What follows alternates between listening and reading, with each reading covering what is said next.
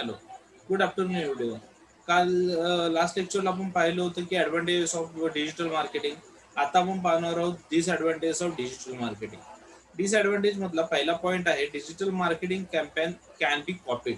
म्हणजे काय तर या ठिकाणी तुम्ही ज्या वेळेला तुमचं डिजिटल ॲडव्हर्टाइजमेंट करत असताय त्यावेळेस जो तुमचा डाटा डिजिटल किंवा डिजिटल मीडियावरती टाकला जातो, डिजिटल सिस्टमवरती टाकला जातो, त्यावेळेस हा डाटा चोरी होण्याची फार संभाव्यता असते. म्हणजे जसं की तुम्ही आता तुमचं एखाद्या ब्रँडचे ॲडव्हर्टाइजमेंट टाकलं, एखादा बॅनर बनवून टाकलं, तर तो बॅनर एखादा पर्सन काय करतो, तो तिथून चोरी करून तुमचा लोगो कॉपी करू शकतो, तुमचा स्लोगन कॉपी करू शकतो, तुमचा ट्रेडमार्क जो आहे तो कॉपी करू शकतो. आणि याचा जो मार्केटमध्ये त्याने मिसयूज केला तर त्याचा ड्रॉबॅक का होणार आहे तुम्हाला, तर तुमच्या ब्रँडचं नाव मार्केटमध्ये खराब होणार आहे. त्याच्यामुळे digital marketing campaign can be copied, की डिजिटल मार्केटिंगचा डाटा आहे तो कॉपी केला जाऊ शकतो. हा त्याचा एक ड्रॉबॅक.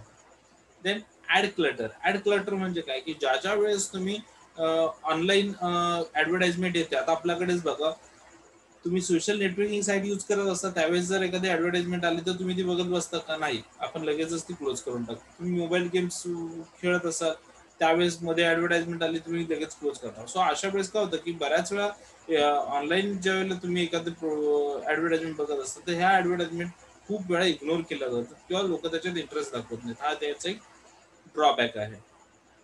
देन येतं थर्ड वन, रिक्वायर प्रोफेशनल्स. आता काय होतं की जर तुम्हाला डिजिटल मार्केटिंग करायची म्हटली, जर डिजिटली जायचं म्हटलं तर डिजिटल प्रोफेशनल लोक पाहिजेत. म्हणजेच काय तर टेक्निकल स्टाफ पाहिजे किंवा डिजिटल डिझाईन करणारा पाहिजे, डीटीपी करणारे स्टाफ पाहिजे. सो याच्यासाठी प्रोफेशनल स्टाफ आला, आणि जो प्रोफेशनल स्टाफ आला म्हणजे इथं प्रोफेशनल्स लोक तुम्हाला रिक्वायर करावे लागणार. ट्रेडिशनलला याची गरज नसायची. सो हा एक त्याचा ड्रॉबॅक आहे. ते not suitable for all customers. दुसरी गोष्ट की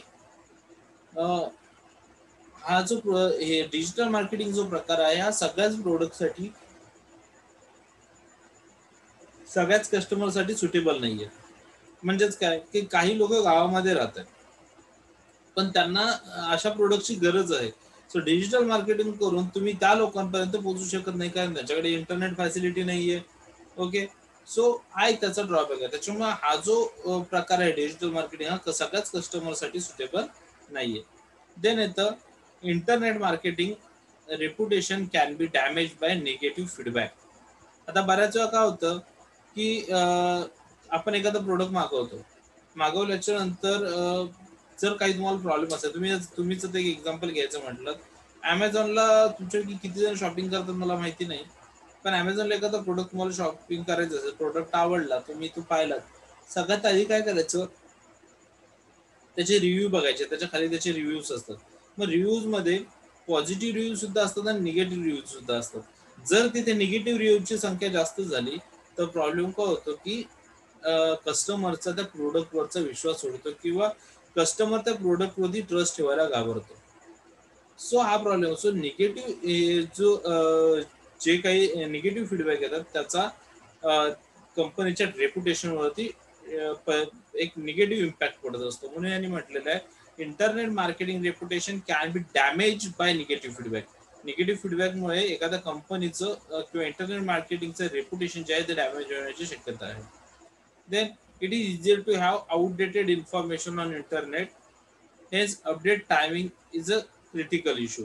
आता इथे काय होतं की इंटरनेटला तुम्ही प्रत्येक वेळेस अपडेट राहायला पाहिजे. अदरवाईज काय होणार आहे की तुमचा जो डाटा आहे तो आउटडेटेड समजला जाईल आणि मग इंटरनेटवरती त्याला फारसं तुम्हाला जो काही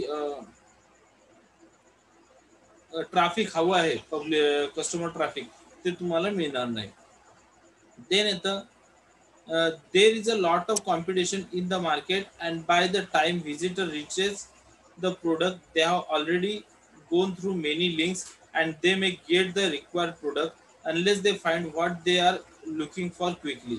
आता बऱ्याच वेळा काय होतं की कस्टमर्सला ह्या डिजिटल मार्केटिंगचा इफेक्ट असा पण झालाय की कस्टमरला एक प्रोडक्ट नाही आवडलं तर तो दुसरं प्रोडक्ट लगेचच सर्च करतो किंवा दुसरा प्रोडक्ट, त्याला ऑप्शन्स भरपूर अवेलेबल आहेत, त्याच्यामुळे सुद्धा याचा एक निगेटिव्ह इम्पॅक्ट पडतो. Then various activities of digital marketing. Digital marketing मधल्या वेगवेगळ्या ऍक्टिव्हिटीज कोणत्या आहेत, त्याच्यामधला फर्स्ट आहे सर्च इंजिन ऑप्टिमायझेशन. काय search engine optimization. Search engine optimization म्हणजे काय बघूयात. Search engine optimization is a process of maximizing the number of visitors to a particular website by ensuring that the sites appear high on the list of results written by a search engine. It is a procedure that affects the visibility of website or web page in a web search engine. In general, the earlier or higher rank on the search result page and more frequently a site appears in the search result list, the more visitors it will receive from the search engine's users. The main aim is to convert these visitors into actual customers through effective marketing of the product. There are different kind of search like.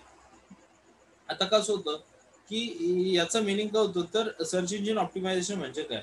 Search engine optimization म्हणजे आता suppose तुम्ही गुगलवरती तुम्हाला आता एखादा product हवा आहे, so तुम्ही प्रोडक्ट सर्च केलं गुगलवरती, जस्ट नाव टाकलं की सॅमसंग गॅलेक्सी J6 टाकल्याच्या नंतर तुम्हाला त्याच्यामध्ये खूप सारे रिझल्ट बघायला मिळतात. मग टॉपला आलेला रिझल्ट जो असतो तो रिझल्ट कोणत्या टाईपचा असतो, तर तो जो पहिला रिझल्ट येतो तो का तिथे पहिला येतो, कारण त्याला व्हिजिट जास्त झालेले असतात त्याच्या वेबसाईटला. सो गुगलला किंवा सर्च इंजिनला ज्या वेबसाईटला जास्त व्हिजिट होतील त्याचा रँक हायर होतो, आणि ज्या वेळेला तुम्ही काहीतरी सर्च कराल त्यावेळेस तो तुम्हाला टॉपला दिसतो. ओके.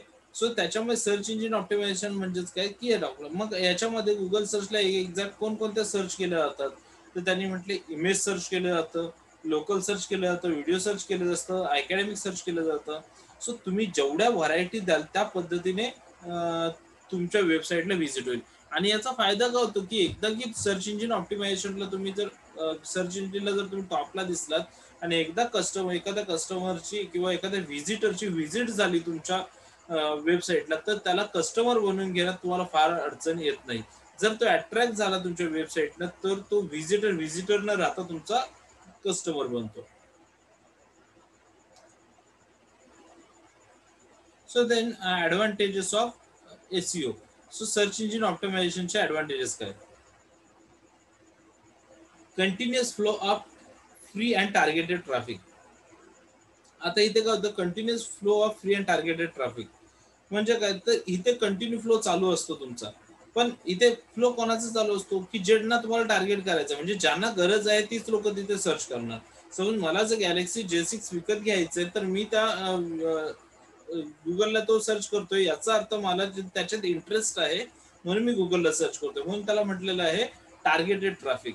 सो इथे काय होतं की ज्या लोकांना खरंच इंटरेस्ट आहे ते स्वतःहून तिथे सर्च करतात, म्हणून याला continuous flow of free and targeted traffic हा त्याचा एक ऍडव्हान्टेज म्हटलेला आहे. Then exposure to people.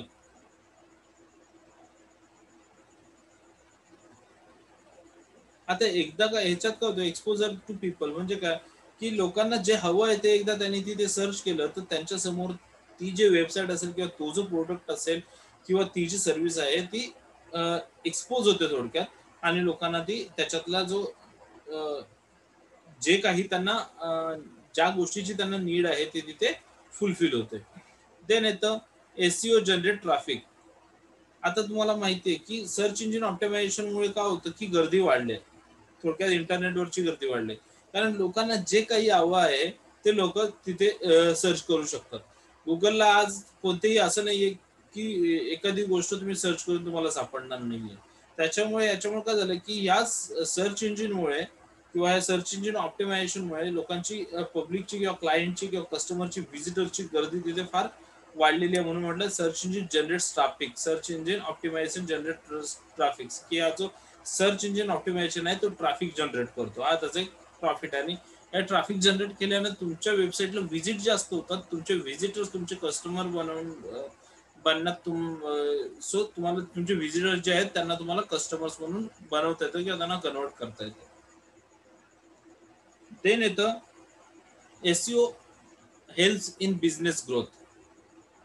आता साहजिक आहे जर व्हिजिटर्सने तुमच्या बिझनेस वेबसाईटला जर व्हिजिट दिली आणि व्हिजिटर न राहता तुमचा क्लायंट म्हणून जर कन्वर्ट झाला तर त्याच्यामुळे काय होणार आहे की तुमच्या बिझनेसला ऑटोमॅटिकली ग्रोथ मिळणार आहे. सो त्याच्यामुळे म्हटलं SEO help in business growth. So बिझनेसचे ग्रोथ होण्यासाठी एसईओ तुम्हाला काय होतं हेल्प करतो. Then SEO set as an authority in the niche. A strong online presence and great content to the website can deliver good ranking position based in the keyword in search result. Once the company get good ranking, it can then establish itself as an authority in the niche, developing the trust of targeted audience, resulting is an even more likelihood for conversion as lead of sales. आता the SEO sets an authority in niche म्हणजे काय की जर तुम्ही तुमची website त्या पद्धतीने जर डिझाईन केलं, तुमच्या असणारा व्हरायटी जर तुम्ही दिला, तर कस्टमरने वेगवेगळ्या कीवर्ड्स मध्ये जरी काही सर्च केलं तरी तुमचंच रँक, तुमचा जो रँक आहे किंवा तुमची जी वेबसाईट आहे ती त्याला पहिली शो झाली पाहिजे. लाईक आता सपोज ICS कॉलेज म्हणून मी सर्च करतोय, ICS कॉलेज खेड कॉलेज म्हणून मी जरी सर्च केलं गुगलला तरी ICS नाव पहिले यायला पाहिजे. Arts commerce and science college of Khed म्हटलं तरी ICS नाव यायला पाहिजे. किंवा आणखी BMS कॉलेज ऑफ खेड म्हटलं तरी ICS नाव यायला पाहिजे. सो अशा वेगवेगळ्या कीवर्ड मध्ये जरी मी सर्च केलं तरी माझंच नाव पहिले यायला पाहिजे. सो जर तुम्ही त्या पद्धतीने जर त्याचं डिझाईन केलं तर अशा वेगवेगळ्या कीवर्ड्स मधून सुद्धा तुम्हाला तुमच्या टार्गेटेड ऑडियन्स पर्यंत पोहोचता येतं. सो हा एक त्याचा ऍडव्हान्टेज आहे. Then limitations of SEO. आता SEOचे लिमिटेशन्स काय? SEO results are slow. का असं म्हटलं SEO रिझल्ट्स आर स्लो? कारण आज तुम्ही कंपनी बनवलीत, उद्या लगेच तुमचा नाव टॉपला येणार नाही ना. कारण जर तुम्ही आज कंपनी बनवलीत किंवा आज तुम्ही ऑनलाईन मार्केटिंग सुरू केलंय, तर काही वर्ष म्हणा, काही महिने म्हणा त्याला जावे लागणार आहेत की ज्यावेळेस तुमचं लोक तुमच्या प्रोडक्टला व्हिजिट देतील. कारण हळूहळू तुम्हाला मार्केटमधून अपडेट मिळेल. अपडेट जसं जसं होत जाल तसं तसं तुमचे व्हिजिटर्स वाढत जातील आणि तुमचे क्लायंट्स वाढत जाईल. क्लायंट्स वाढत गेले की तुमचे व्हिजिटर्स वाढतील.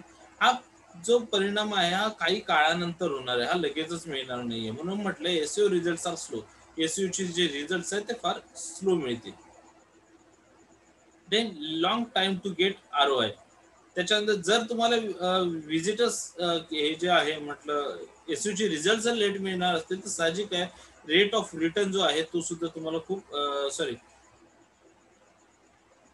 रेट ऑफ इन्व्हेस्टमेंट तुम्ही त्याच्यामध्ये जे काही इन्व्हेस्ट केलेलं आहे ऑनलाईन मार्केटिंगसाठी, याचं रिटर्न मिळण्यासाठी सुद्धा तुम्हाला तेवढा खूप जास्त वेळ लागणार आहे.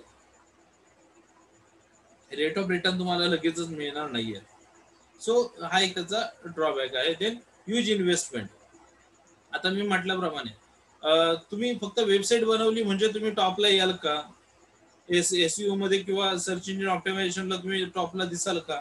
नाही. मग त्यासाठी काय करावं लागेल, तर तुम्हाला तुमचं जी काही वेबसाईट्स आहेत ती वारंवार डेव्हलप करावी लागेल. तुम्हाला वेगवेगळ्या टाईपने डिझाईन करावं लागेल. त्याच्यामध्ये तुमचे जास्तीत जास्त व्हरायटी द्याव्या लागतील. कारण जेवढी तुमची वेबसाईट इंटरेस्टिंग असेल तेवढे तुमचे व्हिजिटर्स वाढणार आहेत. आणि मग या गोष्टीवरती वेबसाईट डिझाईन करणे किंवा वेबसाईट अपडेट करणे या गोष्टीवरती तुम्हाला खूप मोठी इन्व्हेस्टमेंट करणं गरजेचं असतं. ज्यावेळेला तुम्ही तिथे कुठेतरी वेबसाईट वरती तुमच्या इन्व्हेस्ट कराल त्यावेळेस जाऊन तुमचे सर्च इंजिन ऑप्टिमायझेशनला व्हिजिटर्स वाढतील. म्हणजे याला ह्यूज इन्व्हेस्टमेंट म्हणून हा त्याचा एक ड्रॉबॅक म्हटलेला आहे. Then no guarantee for result.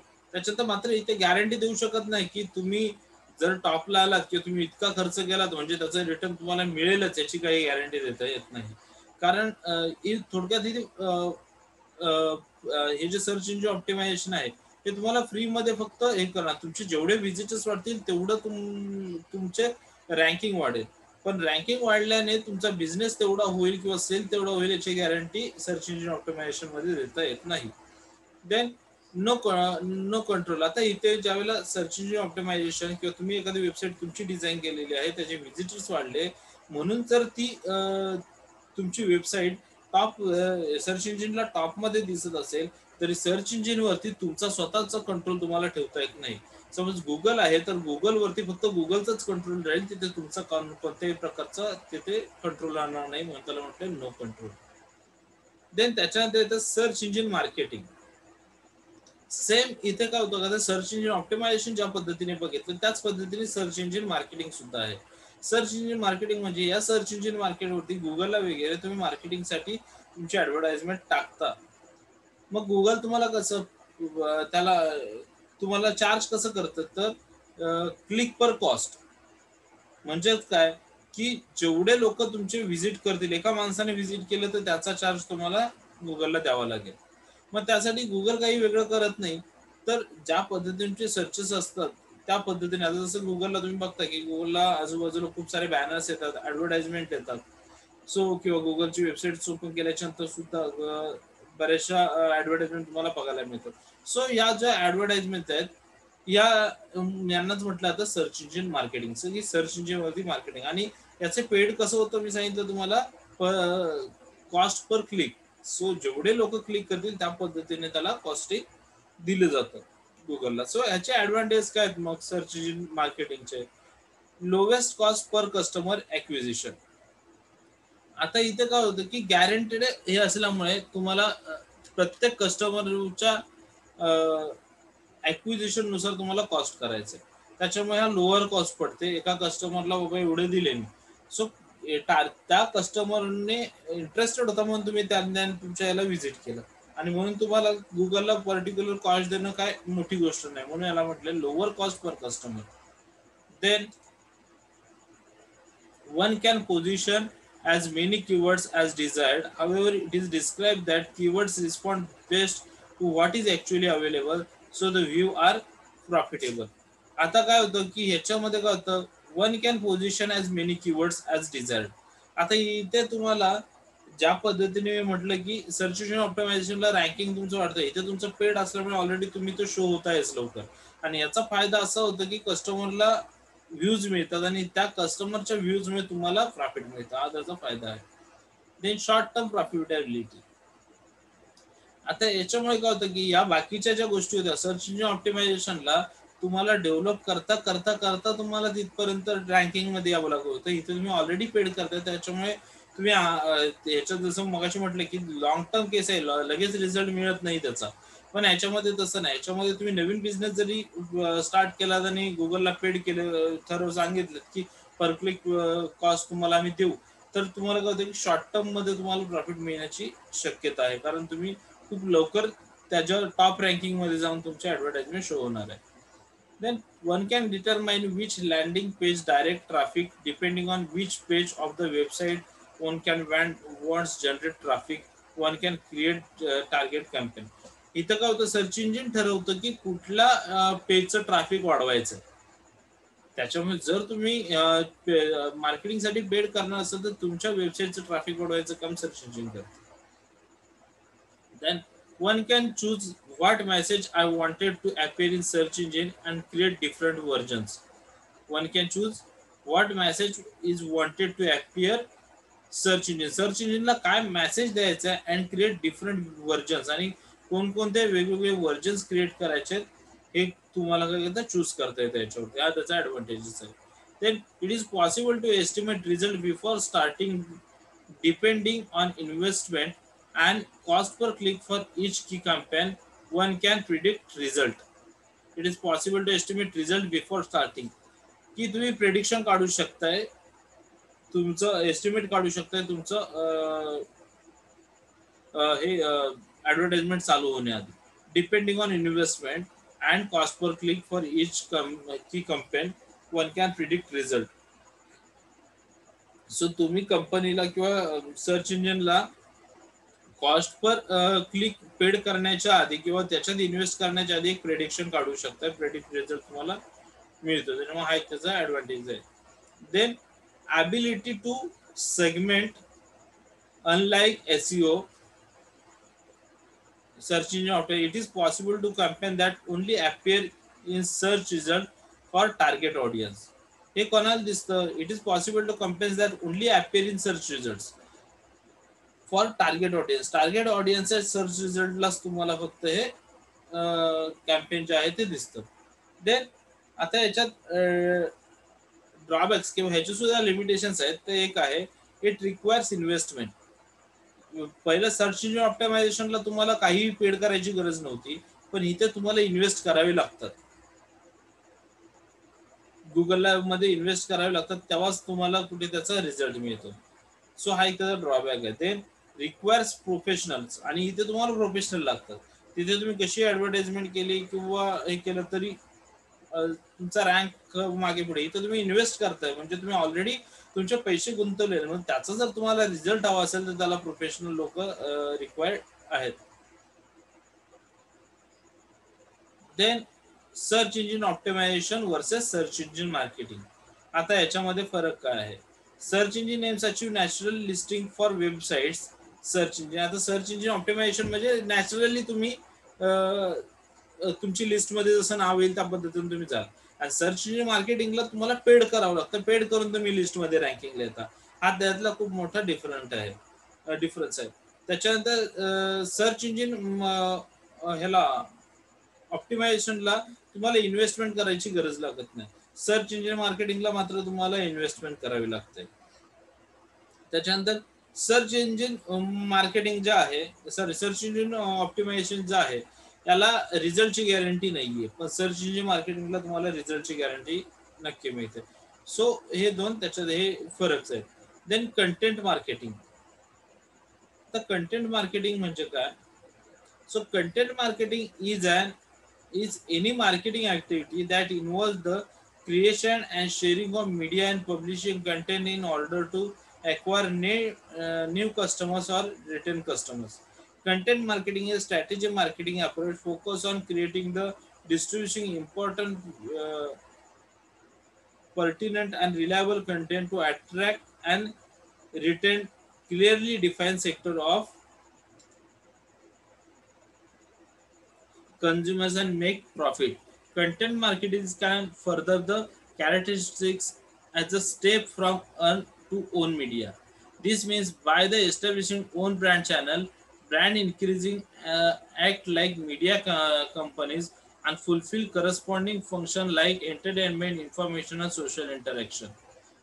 Content marketing implies that brands can become their own communication medium instead of paid media channel. The type of content business share is closely related to what they sell. However, the content main focus should be on the need of the prospect's buyer.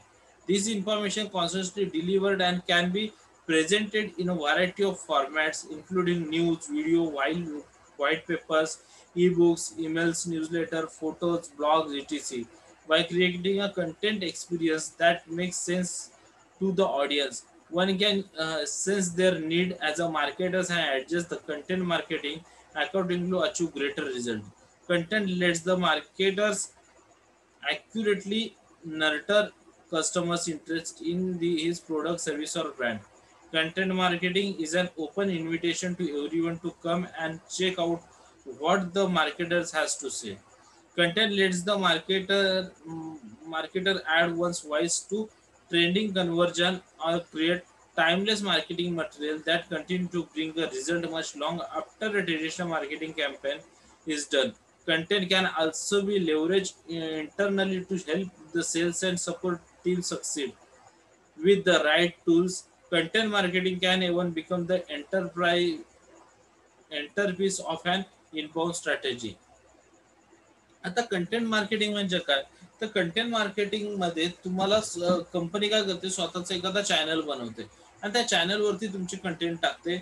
मग त्या content टाकत असताना तुम्हाला जर जर जो targeted group आहे तो त्या चॅनलला जाऊन त्यांना हवी असलेल्या एक्झॅक्ट जी काही माहिती आहे ती तिथून मिळू शकतो. मग ही कंटेंट मार्केटिंग कशातून केली जाते? तर ही व्हिडिओ न्यूज मधून केली जाते, व्हिडिओ मधून केली जाते, व्हाईट पेपर्स थ्रू केली जाईल, ई बुक्स थ्रू केली जाईल, ईमेल न्यूजलेटर थ्रू केली जाईल, फोटोज असतील किंवा ब्लॉग असतील, अशा वेगवेगळ्या पद्धतीने कंटेंट मार्केटिंग केले जाऊ शकते.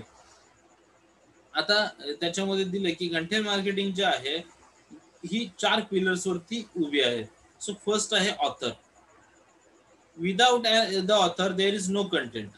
एखादा ऑथर जर नसेल तर देर इज नो कंटेंट, तर त्याच्यात कंटेंट काही राहणार नाही.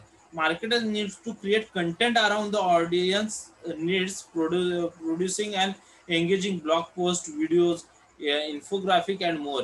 Frequency is also important in content marketing since it is for the long run. Content कधी ज्यावेळेला त्याला एखादा ऑथर असेल त्यावेळेस कंटेंट तयार होईल. कारण विदाऊट ऑथर म्हणजे एखादा बुक असेल, एखादी न्यूज असेल किंवा एखादा व्हिडिओ असेल तो कुणीतरी लिहिल्याशिवाय किंवा कुणीतरी त्याला कंटेंट दिल्याशिवाय तो तयार होऊ शकत नाही. सो आता या कंटेंट मार्केटिंग कशी असली पाहिजे? तर कंटेंट मार्केटिंग मध्ये ऑथरची गरज का लागते? कारण ज्यावेळेला एखादा ऑथर त्याला अट्रॅक्टिव्ह बनवेल त्यावेळेस त्याची फ्रिक्वेन्सी वाढेल. आणि फ्रिक्वेन्सी वाढण्याची गरज काय आहे? कारण कंटेंट मार्केटिंग ही लॉंग रन जर तुम्हाला चालवायची असेल तर त्याची फ्रिक्वेन्सी वाढण्याची गरज आहे. आणि ही कोणावर डिपेंड आहे? तर ऑथरवरती डिपेंड आहे. म्हणून ऑथरला त्याचं फर्स्ट पिलर म्हटलं गेलं. Then content performance. Marketers need to measure how the content performance in order to fulfill strategies in the right direction. Informed decisions are based on what worked in the past and what can shape the future. It is important to continuously evaluate the performance of the content. आता content performance कसा असला पाहिजे? Marketers needs to measure how the content performance in order to fulfil strategy in the right direction. की content performance through आपलं जे strategy आहे ती right डायरेक्शनला जाते का, हे मार्केट किंवा त्याच्याने आपली स्ट्रॅटेजी आहे ती फुलफिल होते का, हे मार्केटिंगला काय झालं पाहिजे तर मेजर करता आलं पाहिजे. दुसरी गोष्ट, inform decision based on what's work. आता याच्यामध्ये कंटेंट परफॉर्मन्स मध्ये काय असलं पाहिजे तर तुमचा what is the what work in the past. तुम्ही पास्ट मध्ये काय केलं आणि त्याच्यामुळे फ्युचरला तुमच्या शेप कसा मिळणार आहे हे तुमच्या कंटेंट मध्ये आलं पाहिजे किंवा जे काय आहे ते कव्हर होतं. It is important to continuously evaluate the performance of the content. It is important to continuously evaluate the performance of the content. की कंटेंटचा जो परफॉर्मन्स आहे तो कंटिन्युअसली इव्हॅल्युएट करणं खूप गरजेचं आहे किंवा ते इम्पॉर्टंट पडतं. त्याच्यामुळे कंटेंट परफॉर्मन्स हा त्याचा सेकंड पिलर येतो. देन थर्ड पिलर आहे content distribution. Marketers needs to distribute the content through the right channel and bring relevant traffic to it by using paid, own and earned media. Even the best content will not perform unless the right audience is gathered towards it. म्हणजे काय, ते content तुमचे properly distribute झालं पाहिजे. आता तुमचं author तयार झाला, तुम्ही कंटेंट तुमचा परफॉर्मन्स पाहिला, आता कंटेंट डिस्ट्रीब्युशन कसं केलं पाहिजे तर कोणत्या गोष्टी कोणती गोष्ट तुमची न्यूज चॅनल थ्रू चालणार आहे, कोणत्या कंटेंटला तुमच्या व्हिडिओ थ्रू केल्याच्या नंतर जास्त चांगला रिस्पॉन्स मिळणार आहे किंवा कोणता कंटेंट तुम्ही ब्लॉग्स थ्रू टाकू शकता. सो त्या पद्धतीने तुमचा कंटेंट तुम्हाला डिस्ट्रीब्यूट करता आला पाहिजे. सो हा तुमचा थर्ड पिलर आहे कंटेंट डिस्ट्रीब्युशन. देन फोर्थ येतं content experience. The content experience need to be strategically organized, have an responsive design and reinforce the buyers to buy. Without it, the content marketer creates will not generate new leads. काय म्हटलंय? The content experience need to be strategically organized. Content एक्सपिरियन्सला कशाची गरज आहे तर strategically organise करण्याची गरज आहे. Have a responsive design and reinforce the buyers to buy. त्याच्यात रिस्पॉन्सिव्ह डिझाईन, त्याच्यामध्ये एक रिस्पॉन्सिव्ह डिझाईन असली पाहिजे आणि बयर्सला ती गोष्ट विकत घेण्यासाठी बयर स्वतःहून त्याने अट्रॅक्ट झाला पाहिजे त्या तुमच्या कंटेंटकडे. Without it the content marketer creates will not generate new leads. त्याच्याशिवाय कंटेंट मार्केटिंग किंवा जो कंटेंट मार्केटर आहे त्याला नवीन लीड जे आहेत की त्या जनरेट करता येत नाहीत. सो त्याच्यामुळे हे 4 पिलर दिलेले आहेत: author, content performance, content distribution and content experience. त्याच्यानंतर आपण बघणार आहोत advantages of content marketing. Advantage मध्ये फर्स्ट ऍडव्हान्टेज आहे एज्युकेट कस्टमर्स. एज्युकेट कस्टमर्स म्हणजे काय तर कंटेंटमुळे कस्टमर्सला लक्षात येतं की तुमच्या प्रोडक्टमध्ये एक्झॅक्ट काय आहे. तुम्ही फक्त फोटो टाकला प्रोडक्टचा आणि कंटेंट काहीच नाहीये तर एक्झॅक्ट कस्टमरला कळणार नाही की हा प्रोडक्ट मला कशासाठी यूज करायचा किंवा किती काळासाठी यूज करू शकतो. तेच जर तुम्ही त्याला तुमच्या प्रोडक्ट विषयी कंटेंट दिलेत तर एक्झॅक्ट त्या कस्टमर्सला कळतं की हा प्रोडक्ट मला कधी यूज करायचा आहे, कोणत्या काळामध्ये यूज करायचा आहे, ह्याचा यूज मला किती करायचा आहे आणि ह्याचा यूज माझ्यासाठी सुटेबल आहे की नाही. त्याच्यामुळे याला म्हटलेलं आहे एज्युकेट कस्टमर्स. कंटेंट मार्केटिंगमध्ये कस्टमर एज्युकेट होतो. Then drive traffic. Quality content out of website drive more traffic. जर तुमचे क्वालिटी कंटेंट असतील तर तुमच्या वेबसाईटला जास्तीत जास्त लोकांची व्हिजिटर्सची गर्दी होण्याची शक्यता जास्त असते. कारण लोकांना नवीन काहीतरी हवं आहे आणि ते जर तुम्ही देत असाल तर तुमच्याकडे साहजिक आहे गर्दी वाढण्याची शक्यता आहे म्हणून ड्राईव्ह ट्रॅफिक म्हटलंय. Then improve SEO. आणि साहजिक आहे, जर तुमचं कंटेंट चांगलं असेल, जर तुमचे व्हिजिटर चांगले असतील, तर तुमचा सर्च इंजिन ऑप्टिमायझेशन आहे ते सुद्धा इम्प्रूव्ह होणार, तुमची रँकिंग सुद्धा वाढण्याची शक्यता असते. सो हा एक त्याचा ऍडव्हान्टेज आहे. Then generate leads. B2B companies that blog generate much more leads than those who do not blog. Through execute of effective content marketing strategy, more qualified leads will find and use the website's content. So बऱ्याच वेळा काय होतं की तुमचे जर हे चांगले असतील, कंटेंट चांगले असतील, तर तुम्ही लीड मध्ये राहता आणि बरेचसे एक्सपर्टाईज किंवा मोठमोठ्या company qualified leads will find. Qualified leads काय करतात की तुमची वेबसाईट फाइंड करतात आणि यूज युअर वेबसाईट कंटेंट आणि तुमच्या वेबसाईटचा कंटेंट यूज करण्याचा सुद्धा प्रयत्न करतात. हा त्याचा एक फायदा आहे. Then promote integrated marketing. Content मार्केटिंगचा हा एक फायदा होतो की इंटिग्रेटेड मार्केटिंगला काय करतं, ही कंटेंट मार्केटिंग प्रमोट करतो, प्रमोशन करतो. म्हणजे ऑटोमॅटिकली तुमच्या प्रोडक्टचं सर्व्हिसचं प्रमोशन कंटेंट थ्रू होतं. सो हा एक त्याचा एक ऍडव्हान्टेज आहे. Then widely use. टुडे आता हा जो कंटेंट मार्केटिंग जे आहे ते खूप मोठ्या प्रमाणात सध्या तुम्ही यूज करू शकता किंवा यूज केलं जातं. Today majority of business to business marketers are using content marketing very successfully. Business to business मध्ये आजकाल कंटेंट मार्केटिंग खूप सक्सेसफुली यूज होते. Then modern marketer understand the simply grow throwing up maximum content is no longer effective. आता याचा अर्थ तुम्ही जास्तीत जास्त कंटेंट टाकलं तर तुमचा तो इफेक्टिव्ह असेल असं होत नाही. तो तुमचा क्वालिटेटिव्ह कंटेंट असला पाहिजे.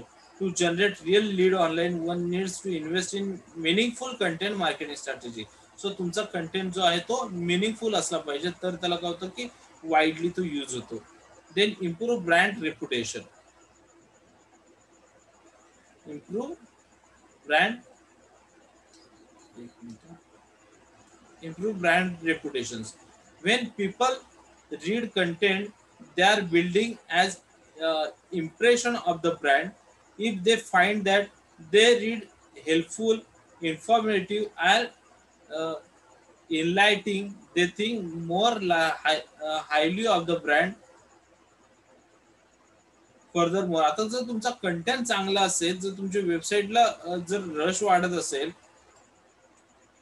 वेबसाईट रश वाढत असेल, तुमचा कंटेंट चांगला असेल, तर त्याचं काय होणार आहे, त्याचा फायदा तुमच्या ब्रँड रेप्युटेशन साठी सुद्धा होणार आहे. त्याच्यामुळे हा त्याचा ऍडव्हान्टेज दिलेला आहे.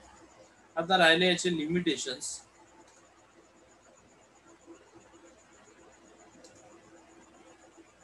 सो हे लिमिटेशन्स आपण नेक्स्ट लेक्चरला बघूयात. आज आपण इथे थांबूयात.